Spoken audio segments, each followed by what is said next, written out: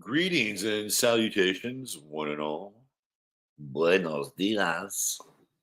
Guten Tag. It's Robert Phoenix. This is the Astro Weather, and you are here with me probably for about the next 45 minutes, where we will explore the high pressure fronts and the low pressure fronts coming together and meeting in your inner sky. Before I get into the weather, though, let me get into chat a little bit and see who's here. Give a few shout outs. There's my man DJ MC, Monica Farrow. We got some West Coasters, although I'm not sure where Whimsical is. I'm not sure if she's in Oregon or somewhere else in the Midwest. But Whimsical, happy birthday. And if it's your birthday today, happy solar, you get a birthday song. You get a birthday, but you know what, Whimsical, you have to stick around to the end of the show to get that birthday song. That's what they call a tease. Hope you're doing well. Much needed Aries energy coming in to start something new, throw all this old energy out the door. Aries is a really interesting sign, isn't it? I find Aries to be fascinating. Very fascinating sign. Very fascinating. I posted a clip on Twitter. On this channel, I have primer videos for every sign, and I did them a long time ago. So it's interesting to go back and see that version of me talking about astrology and how the various signs work, and a lot of that was just off the cuff, right? And I think I got Aries mostly right. I would say if I had to do anything differently today, I might add a few things and maybe try to be a bit more funny. Whimsical left a really funny comment on Twitter, which was I'm sorry. I'm sorry you pissed me off. The apology. It was a good one. Let's see. Who else do we have here? Soul Traveler. Soul Traveler. Jackie Delario. Checking in from sunny Florida. Wonderful. Crab Gemini crawled into our life. What's the serious sports schedule going to be? Every other week.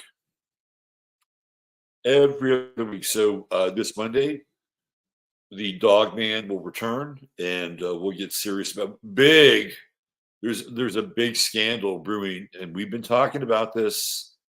We have been talking about this now for since the beginning of football season. Probably the biggest star in baseball. And so he qualifies as being one of the biggest sports stars in the world because baseball is still a major sport, although it's rapidly descending into minor status. But because this guy is from Japan and is I think the reigning MVP in baseball, Shohei Ohtani, is now tied to a gambling scandal, and a pretty significant one.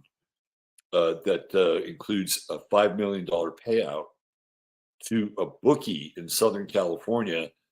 So I'm sure Al and I are going to gnaw on that bone.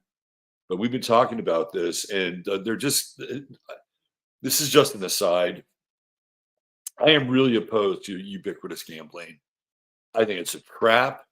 I think it feeds into people's addictions, like any other addiction, whether it's drugs or pornography or whatever it is that we do to tickle our addictive response mechanism in our brains and get whatever more dopamines, right? I mean, it's the same thing. And what's happening now with the NFL is that they're actually, when you are watching a game online, this is going to be through, I think, the NFL Network, that you're going to be able to do online betting while you're watching the game, right? This is how easy they're making it so that people can part ways with their money. Gambling is a very destructive vice. Credit, not a lot of people know when to walk away, and some people are very good at it. Some people come out on top. Those people are quite rare, by the way. But yeah, big time gambling scandal brewing in the sports world. Catherine K. Double K is here. Another Floridian. Orlando. I raised my cup of coffee to the Scream Queen. Loving your little vignettes there with the kid. Dave Sullivan checking in. Hello, Dave. Nora Rashid. Early riser from the land of the painted sky. Who else? Mary Lee. What's going on, Mary Lee? Orlando. Going listening to Orlando. Yeah, Orlando's got a tight little podcast. 20 minutes of juicy nuggets. I think I'm going to practice a little more grace today. Grace is a quality that is bestowed upon one. In order to practice grace, in order to be imbued with grace, one must demonstrate grace in graceful situations or situations that are not so graceful. Green-eyed Crow, what's happening? Mr. Gray no more. What's going on? Buenos. There she is, Mad Maxine, aka Lynette Jardine. The birds have a lot to say today. I got some doing their bird thing in the background. I can hear them. You're right. Claire chiming in from Scotland. There's my man T. Jordan. What's going on, Tom? Historical Dax. The lovely and talented Jonas is with us as she trundles off to heal the mouths of many. Who else here? Neo. What's happening, Neo? Utah, Green-eyed Crow, checking in from Utah. Laura Elliott. Listened yesterday, really enjoyed. Oh yeah, Orlando's she's got the great radio voice. She's got good tone, good tenor, good rhythm, and of course her sidekick, the kid bringing in the green perspective. When I say green, I mean young. Maria from France. Bonjour. Michelle Taylor checking back in. Haircut looks good. I have found my stylist. And it was in the most unusual place in some ways. It's a $20 haircut. I'm really all right with that. Really all right with that. Thursday, that is. Where's our guy? Mr. Thor. Zien's up. First lunar eclipse. Music shop from the 80s in Coogie Sunburst Music. Close the doors. Oh shit, that sucks. That sucks. That sucks. There, this the record store, particularly the used record store, which also had new records. That was the place to be. It's where you met people. And you would stumble across somebody who was looking at a certain thing and they got a certain album and you saw it and you started to interact and talk about it. And I used to work at the record store or used record store in San Mateo, California, the Record Exchange. And I loved it. I loved working there. I loved playing music for people. I played the coolest shit. I love putting stuff on that people are like, what is that? Zarelith, speaking of musical, Steve's a guitar god. He's with us today. What's going on, brother? Glemma's here. Hi, Glemma. Julie Moss checking in. Double Aries. Ram, thank you, ma'am. Harry Bowie. Hey.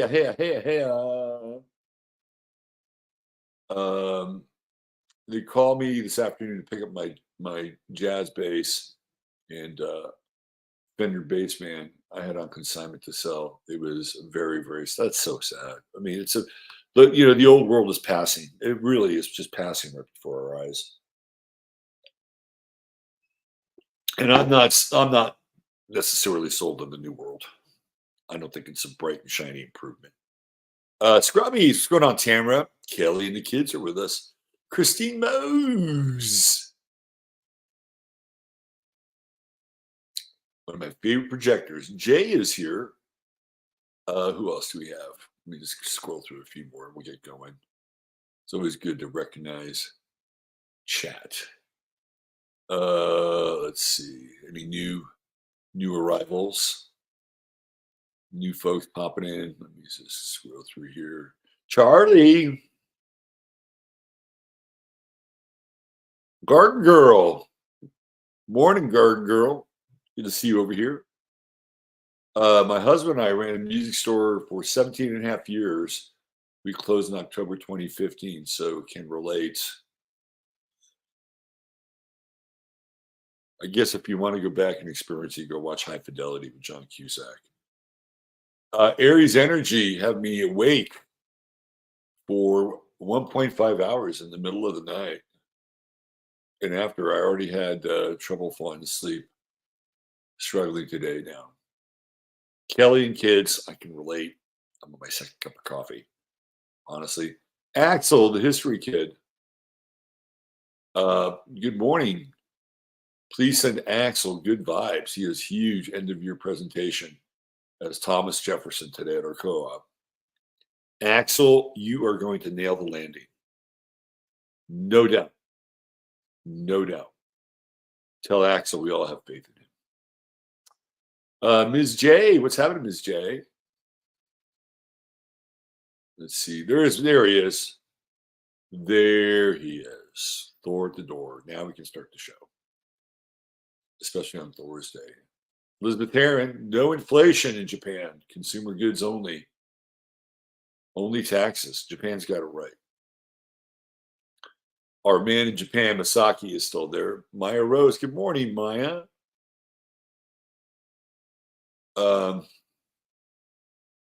Michelle, I don't comment on my placements anymore.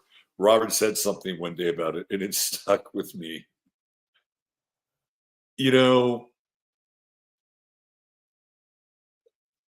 here, let's get the weather going.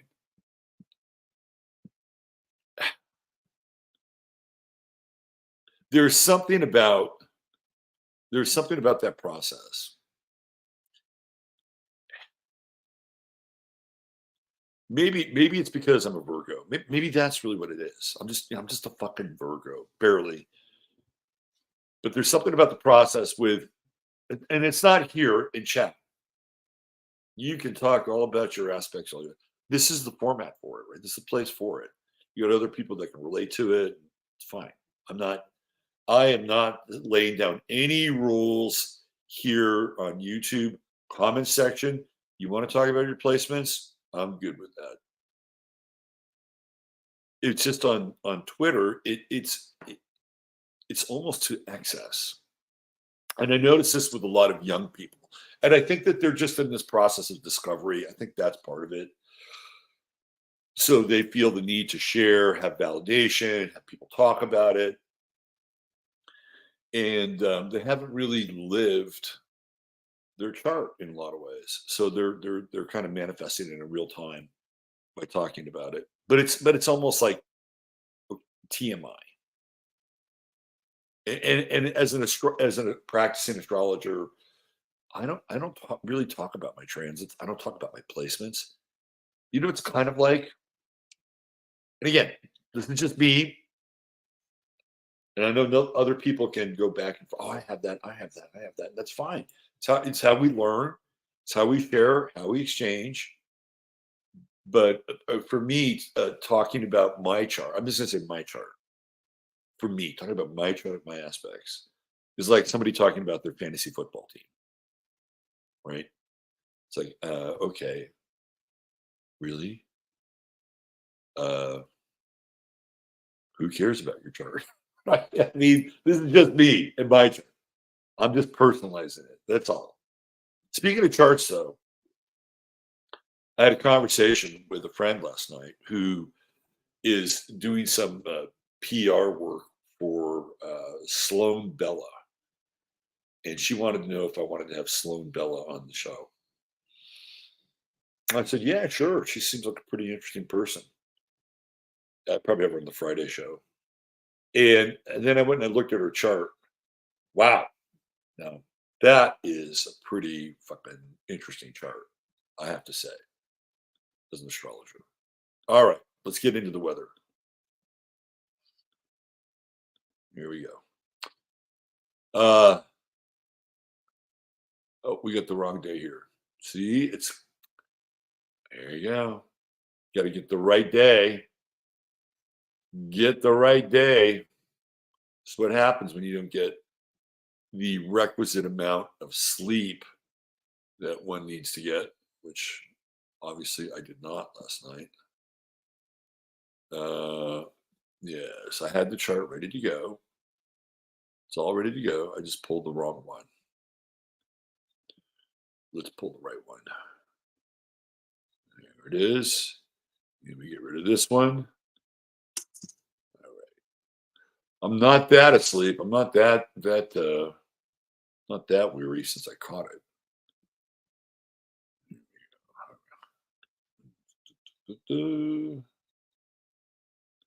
Yeah, let's get rid of that one. That one's history.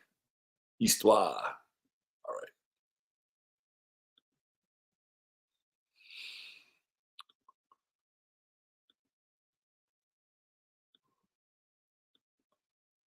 Okay. Um, mm, yes, yes, yes, yes, yes. Yes, this is the chart. Sometimes when you create a chart on astro.com, it doesn't always look the same.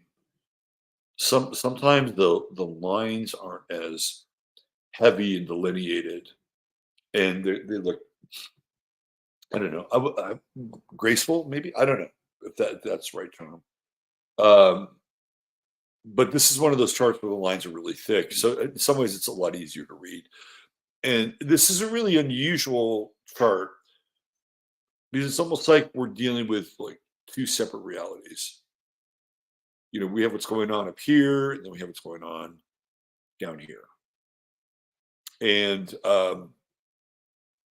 we've been talking about this sort of these placements and these transits for a couple of weeks now, right? With those hard squares, like the continuing hard square with Mars to Uranus, right? That we've been talking about. Venus was in the mix there. So we had that really, again, he's the word fractious, confrontational, exploding out of the blue kind of energy, right? And then we had these really sweet sextiles going on with all the Piscean stuff. And that was kind of the run up to this, right? It was the run up to almost like two separate realities or two separate worlds. And then you could plug in which one you want to plug into. Do you want the hard button or you want the easy button? And sometimes the hard button is fine. We're in the month of the hard button. Aries is the hard button. There's nothing wrong with that. There's things to be learned through confrontation and challenge and obstacles, which is what Aries is. If you're an Aries, that's what you're here to do. You're here to learn from challenge and obstacles, confrontation, the manifestation of your own personal will in the world. And there's nothing wrong with that. Right? If you shy away from confrontation, you can't be a complete person. It doesn't mean that you have to indulge in confrontation. It doesn't mean that you have to be pissed off 24/7 and you're looking for a fight. But you can't be a complete person if you shy away from confrontation.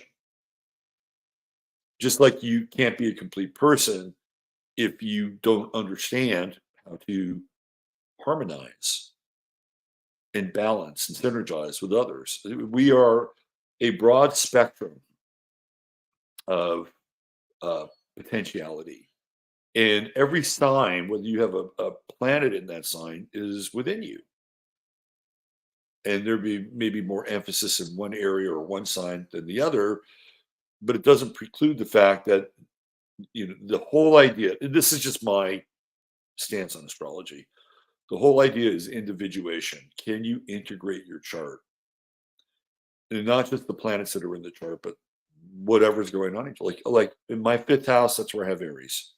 I have nothing in my fifth house, but I have to integrate that however it shows up, because there are going to be people that are going to pop into my fifth house, whether it's through their sun sign or their Venus or their Mercury or their moon, right? So then I've got to integrate those aspects from those people into my life. So it's a holistic approach to astrology. That said, we're coming to a bit of a peak with I guess we would call it the hard button versus the easy button. Mars is just getting ready to transit into Pisces, and it will still be in a wide square with Uranus, but it'll be very different in terms of its application. So we'd move into the weekend when Mars moves into Pisces. And Mars in Pisces, it can be uh, very passive aggressive, because Pisces is passive. It's a passive sign. That's a sign that shies away from confrontation. And now Mars enters the picture. Right? So it's one of those transits that affects people who do not like confrontation. Just like Mars transiting through Libra will do the same thing. Both have a connection with the planet Venus, which is harmony, balance, synergy, symmetry, relating. Just looking ahead into the weekend, to me, from a weather standpoint, not an astrological weather, astro weather, but from a weather standpoint, that Mars Uranus square looks a lot like flash flooding to me.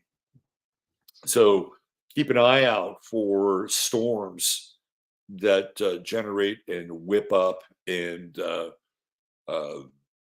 bring a rapid deluge. It also feels on a personal level like if there are things that are hiding in your closet, and your closet being your psyche, that this Mars transit, again, we're talking about the weekend, first of the week, kind of still in that square with Uranus right here, but it's beginning to separate. But it's like that's one of those transits where if you've got a backlog of stuff, it's gonna come out. It is gonna come out, and Uranus will act as a trigger, and it can be good. It doesn't have to be bad. It can be good. If let's say you're sitting on a lot of grief, well, that's one of those transits that'll pop your grief, and all of a sudden just like there's a torrential downpour and a flash flood. There's a flash flood with your emotional state. I mean, there's a lot of different potential, right? Pisces has such a broad spectrum of expression. We're just touching on one. I think I've talked about this before, that most people and this gets into Aries, most people have a real issue with anger. Most people are terrified of anger.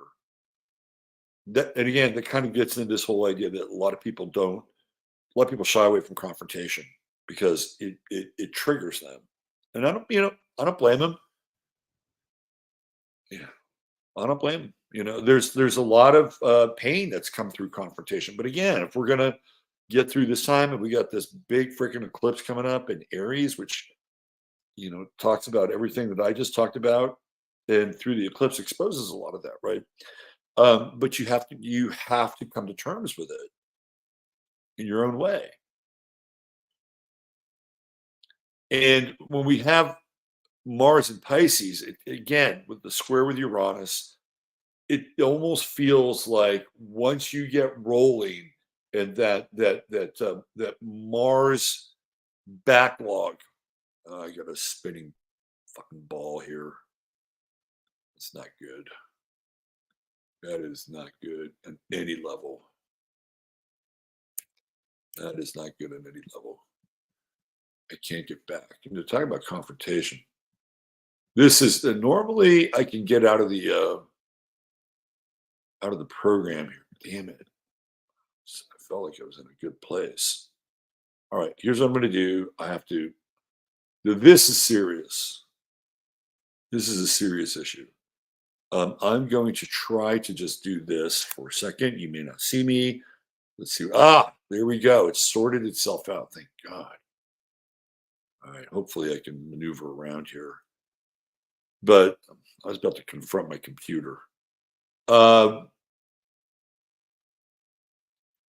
Again, it's like this aspect. We're just talking about this Mars Pisces Uranus trigger, right? It almost feels like once it gets going, you can't stop. Once you open the floodgates, around anger or whatever the backlog is, it almost feels like you can't stop. And I think this is this early degree of Mars moving into Pisces, squaring Uranus, and even to some extent Jupiter making it bigger, is potentially frightening and threatening to people. Because somewhere in our psyche, right? Somewhere in our psyche, we have this collective understanding that if we go too far, that if our anger and our rage, I'll use the word rage, consumes us, that we can murder somebody.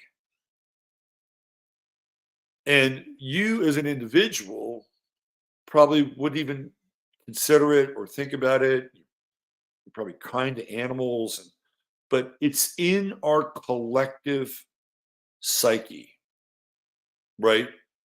Which is the thing that connects all of us. Jung, of course, called it the collective unconscious. So we're all able to tap.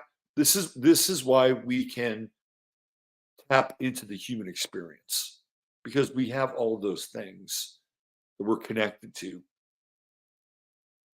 both bad. I would call it bad, but that's one of those things that has a value judgment, right? It has a value judgment.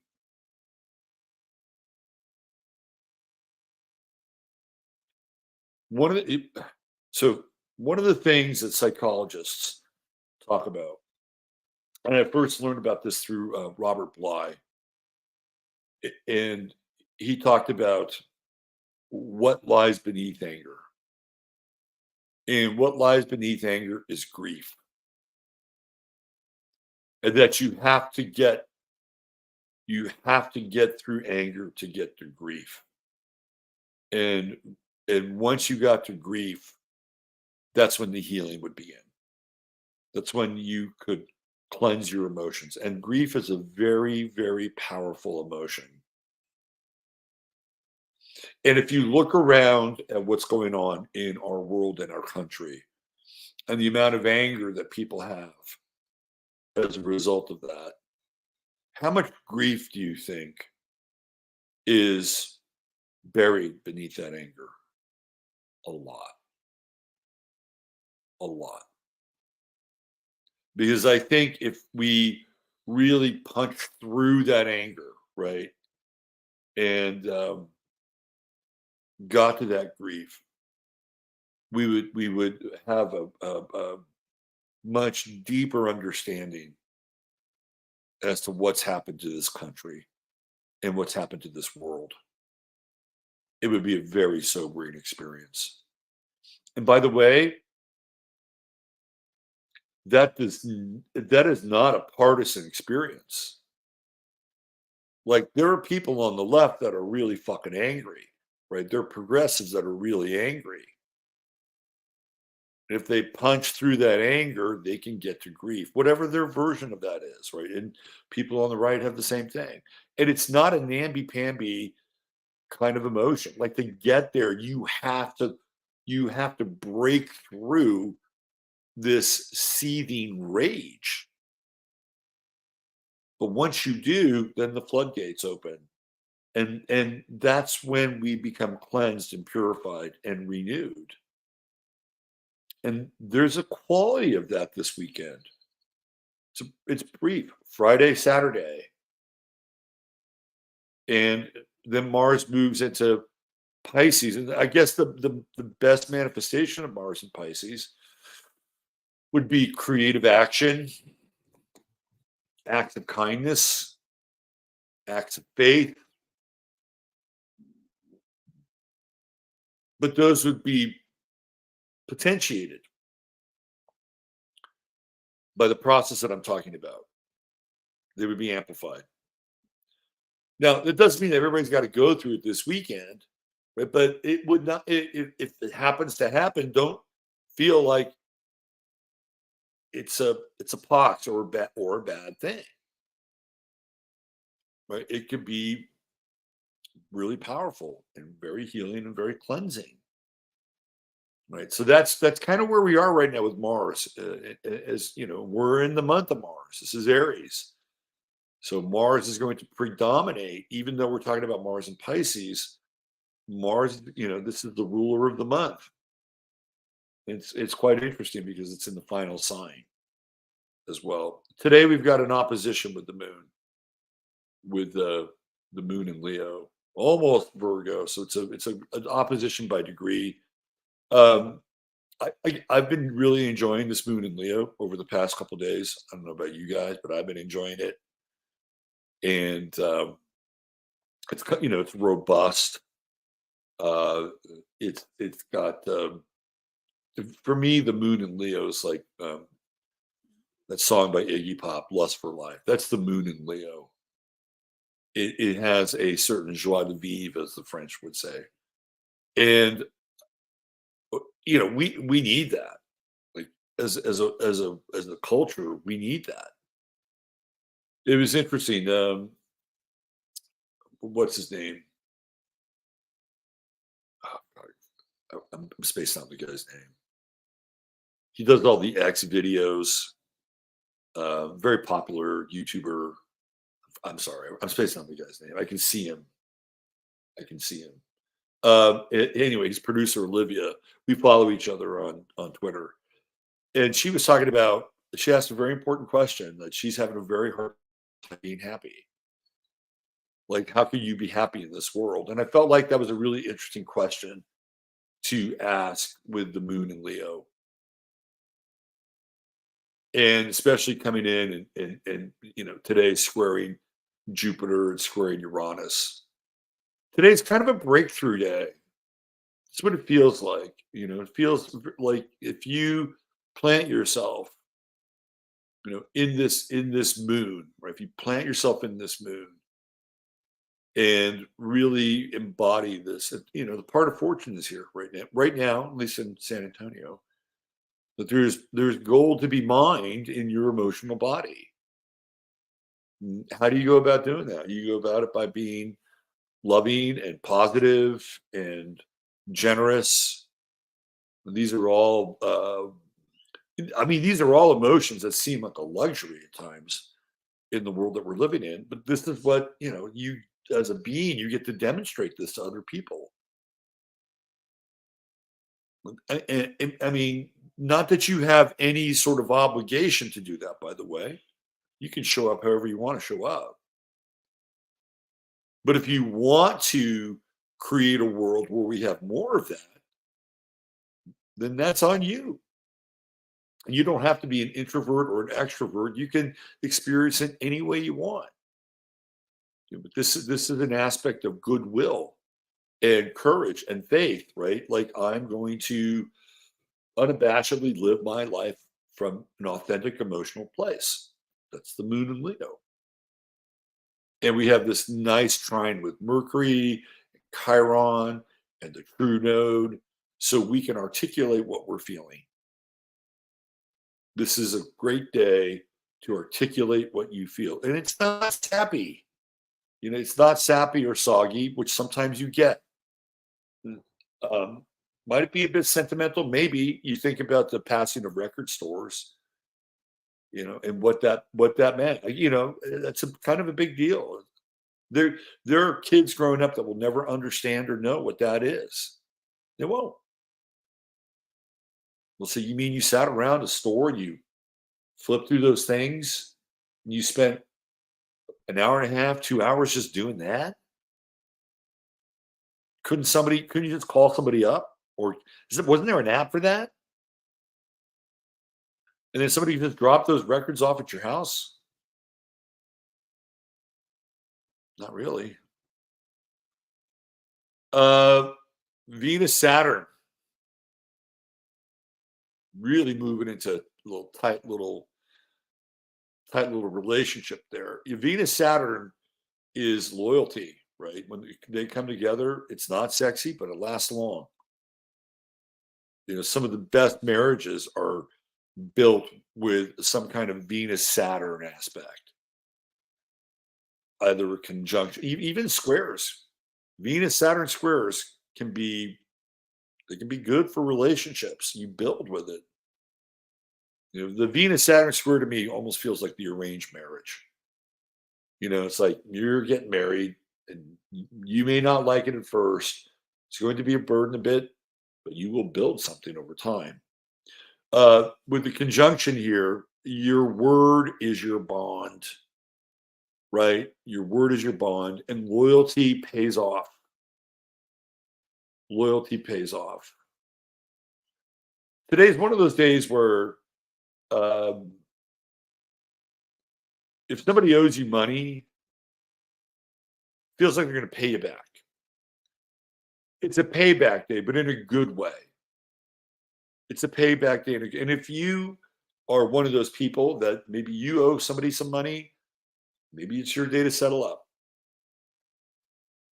Maybe this is the day to do that because you get the benefit of the commitment through the sextile with Jupiter Uranus. It's like a bonus. I like it. I like it. And it's not unfeeling. Pisces feels. There's commitment here. And then there's the unexpected reward. That's what I would call this, the unexpected reward. So we have two themes going on today.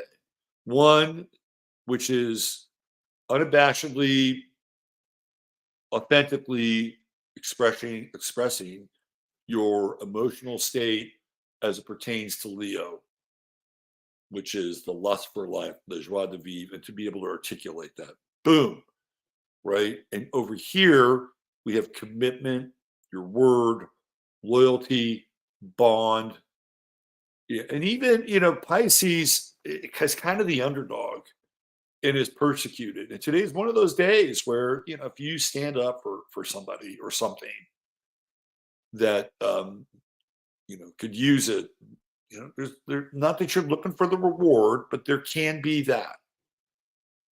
There can be, this is a very interesting day today. There's lots of things happening in these placements. And even the Sun Pluto sextile, early Sun in Aries, Pluto in Aquarius. And if you want to start something, what better time than to start something with the Sun in Aries and that sextile to Pluto, which makes the thing that you start stick. So if you want to commit to something, whatever it is, today is a great day. Yesterday was a good day too, right? And then with Neptune, normally you get a Sun-Neptune conjunction, and it can be a little loosey-goosey. Like, I'll get to it tomorrow. But there is an immediacy, I think, with this sextile of Pluto. I'm just flashing on everything I'm reading about the eclipse and all these agencies telling you to prepare, prepare, prepare. In Aries, you may want to prepare, which we've talked about before, and I don't want to beat a dead horse there. Let's just round this off with the moon square with Uranus and Jupiter. Will your authentic emotional expression overwhelm somebody?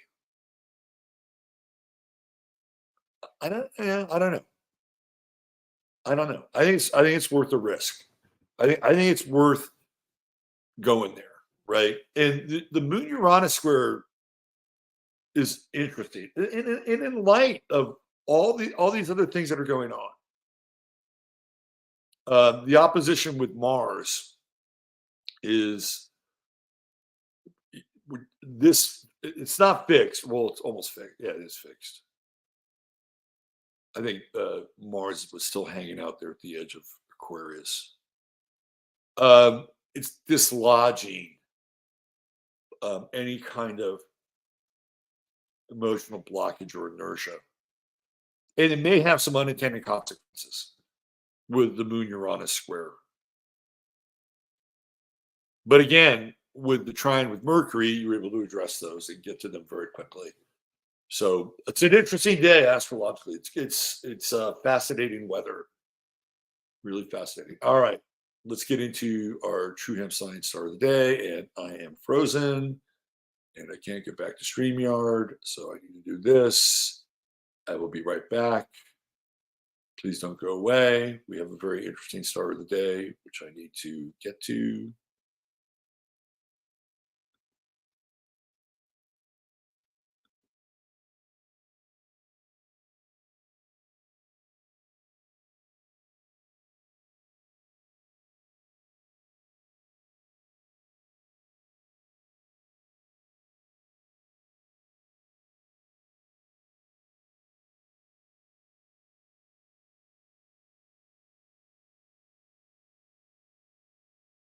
All right. Thank you for your patience. Thank you for your patience. Now, usually when I do the star of the day, I've been doing this for a year now, and I tried it. If I come back to another day, I try to do somebody who I haven't done as a star of the day. I don't like to repeat myself, but today's star of the day is somebody who every year I will honor this guy because he to me he's a tremendous example of not just his chart but being a human and an exemplary human, not without fault, but somebody who pushed the envelope on so many levels. And when you understand him and you understand his story, you'll understand a bit more about what I'm talking about. But before I do that, this is the True Hemp Science Star of the Day. And if you go to truehempscience.com, check out all their CBD. And if you buy $100 or more of Chris's fine products, organically sourced, specially formulated, and you type in 15MINS with your order, you will get a free goodie bag. And I guarantee you're going to have one or two things in that goodie bag that bring a smile to your face. $100, $150 more, get you free shipping. So you save a little bit. And there's always a 30-day money-back guarantee. Chris will be on with us tomorrow for the first half hour of the Friday Farcast. And he's got some new products that we're going to learn a bit more about. And I'm interested in learning about them. And seriously, I haven't really talked to him about the new products yet. I've sampled them, but we're going to get into the gritty. Your True Hemp Science Star of the Day is my guy, Ayrton Senna. And it's so funny, people that are born in the year of the rat, they kind of look like rats. And Senna's a rat. And he's got that kind of rodent-y sort of vibe about him. Right? But I've been putting Senna quotes up on Twitter, and Senna is He was a Formula One driver from Brazil, and he was a take no prisoners driver on the circuit. He did not want to finish second. Like, that was not his thing. Uh, but he's a very complex individual. Aquarius rising, and there are unusual things clearly that happened to him, including his death, which I will touch on. But one of the things, if you have time, and we're probably gonna watch, I'm gonna watch it again this weekend. If you have time, watch the documentary Senna. It's amazing because you'll get a glimpse into his life, where he came from. He was a rich kid. He was a rich kid, and you can see in his chart that he has Saturn and the Moon and Jupiter all in up in here in the 12th house, right? So he was a rich kid, and Senna, that's his mother, his father, his money, right? But he didn't act like a rich kid. He didn't act like a spoiled kid. When he was young, he worked on go karts. He was very into go karts, and when he was young, he traveled to Europe to participate in the go kart circuit in Europe, and that's where he started his racing career. You know, ground zero, and he was highly competitive. And the thing about Senna, which you'll find out in his, if you watch the documentary, is this Neptune on the midheaven. The guy was freaking mystical, right? Of course, he's a Catholic. He's Brazilian, and he has this faith in God. And one of the quotes that I posted on Twitter is like, once you have God in your life, everything becomes clear, right? Like, that's where he came from. And when he would talk about racing, he talked about racing almost at a high speed as almost a mystical experience, and that's where he really got in touch with God, right? In those moments where everything was flowing and slowing down. And his description of it, and I'm not even really doing him service by describing it in this way, but he has these um, moments in the documentary where he talks about it. The other thing that's interesting about Senna is that when he was in a race, and this is very different, right? This is during the times where they had Formula One races in cities. They don't really do that anymore. I think they only have two. I guess there's one in Vegas. But when it would rain on the track, they wouldn't stop the race. And when it would rain, that's when Senna was at his best, right? And that's Neptune. To me, that's Neptune, right on the midheaven, right?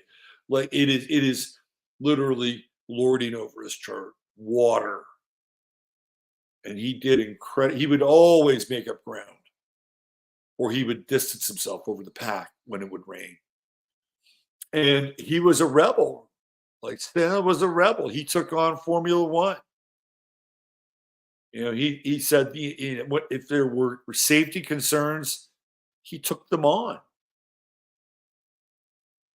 He was the guy who ran Formula One was not a fan of Senna because he was a rebel. And he's Mars ruled. He has Mars in the first house, and ultimately, he would die via Mars. I'll get into his death in a minute, but he has Mercury in Pisces. Again, there's that that driving in the rain, and he was very emotional. This guy was emotional, and he dies in a race in San Marino. I think it's on. I think it was on May Day, if I'm not mistaken. It was right around May 1st, and his final race is in San Marino, and it's just such a strange, random accident, theoretically. And he's driving for Renault Williams, and it's a car that he doesn't feel comfortable in. And that weekend, there were crashes during the qualifying heats. One guy died, and you could see how emotional he was. It's on the film, right? He's struggling. This is a guy who has a sense of his own mortality, and it's very close to him. And his sister talks about the night before the race where he was really struggling and he was reading the Bible a lot. And here, with this opposition, Venus opposing Pluto, Mercury opposing Pluto, right? Mercury rules Gemini and driving, right? It ends in Pluto. It's not good.